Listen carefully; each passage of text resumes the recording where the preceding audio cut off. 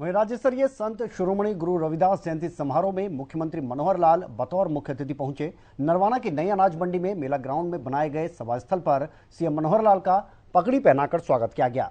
इस दौरान मुख्यमंत्री मनोहर लाल ने करोड़ों की लागत से नरवाना, उचाना, जींद में अलग अलग परियोजनाओं का शिलान्यास और उद्घाटन भी किया। आप सबको इस अवसर पर संत शिरोमणि गुरु रविदास जी महाराज के जयंती अवसर पर बहुत बहुत बधाई और बहुत बहुत शुभकामना देता हूं। भाइयों बहनों, ये केवल एक जयंती का अवसर नहीं है, बल्कि जिसको सांस्कृतिक भाषा में एक यज्ञ अनुष्ठान कहा जाता है, एक यज्ञ अनुष्ठान है। हम अपने ऐसे समाज को आज उनके साथ विचार विमर्श कर रहे हैं जिनकी एक बहुत बड़ी भूमिका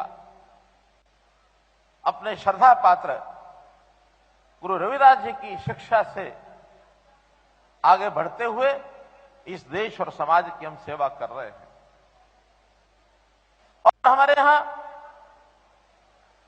जब इस प्रकार की जयंतियों का विचार हम करते हैं तो समाज के हर वर्ग के जो महापुरुष हैं उनकी जयंतियों का हम लोग मनाने का कार्यक्रम चला रखा है। जब सत्ता में 2014 में मैं आया था तो उस समय हम लोगों को ये लगता था कि जैसे जनता भी यही मानती है, सरकार आएगी तो विकास के काम करेगी, सड़कें बनवाएगी, भवन बनेंगे, स्कूल बनेंगे, अस्पताल बनेंगे, छोटे से बड़े ऐसे जो विकास जिसको दिखने वाले ऐसे विकास, भौतिक विकास, ये अगर करेंगे तो इस समय से लगता है कि बहुत बड़ा काम हो गया है। लेकिन जब आगे करते हुए हमें ध्यान में आया कि जनता का भी हमको, तो जनता की जो स्तर है वो ऊंचा उठना चाहिए, उनका आर्थिक स्तर भी ऊंचा उठना चाहिए।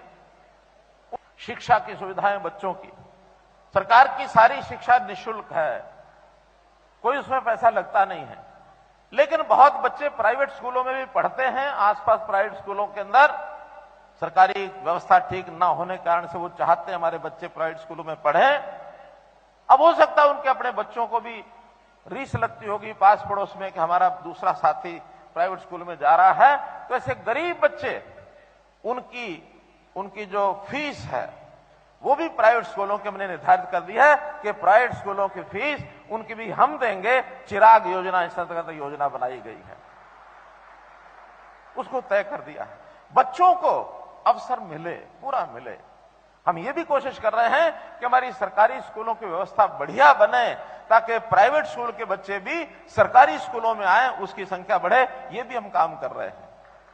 संस्कृति मॉडल स्कूल हमने बनाए हैं, बहुत से प्राइवेट स्कूलों को छोड़ करके, और वो सरकारी स्कूलों में बच्चे आ रहे हैं। अलग अलग स्थानों पर अलग अलग परिस्थितियां हैं। सरकारी स्कूलों को भी बढ़ाएंगे, उसमें व्यवस्था अच्छी करेंगे।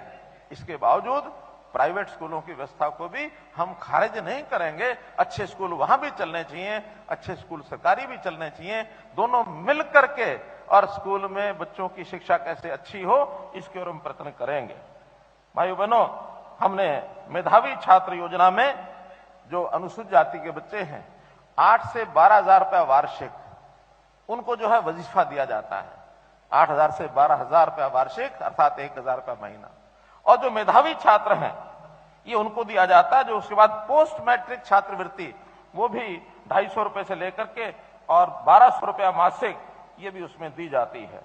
मित्रों, गरीबों को कैसे रोजगार मिले, कैसे वो आय अपनी बढ़ाएं, मुख्यमंत्री अंत्योदय परिवार उत्थान योजना मैंने बनाई है, उसके 861 कैंप लग चुके हैं। अगले महीने से कैंप दोबारा से लगने वाले हैं।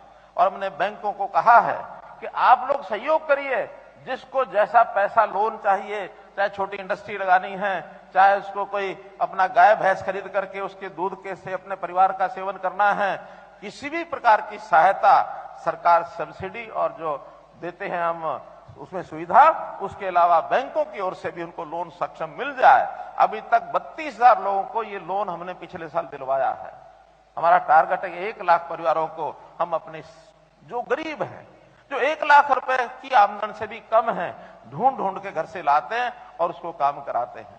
हमारे जब कैंप लगे, गरीब परिवारों को जब बुलाया जाए उसमें उनको जरूर जाना चाहिए ताकि उनके परिवार की स्थिति ठीक हो जाए।